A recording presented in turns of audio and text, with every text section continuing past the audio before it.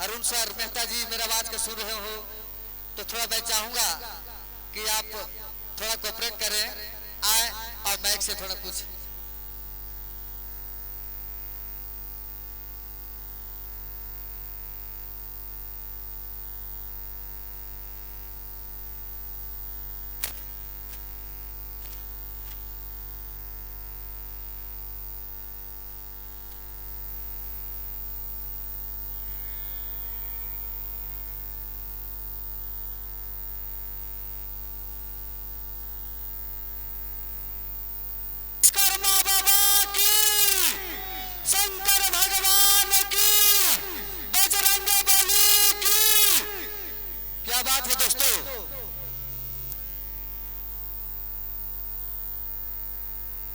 जोरदार तालियों से स्वागत करेंगे जब पिता का कार्यक्रम समाप्त हो जाएगा।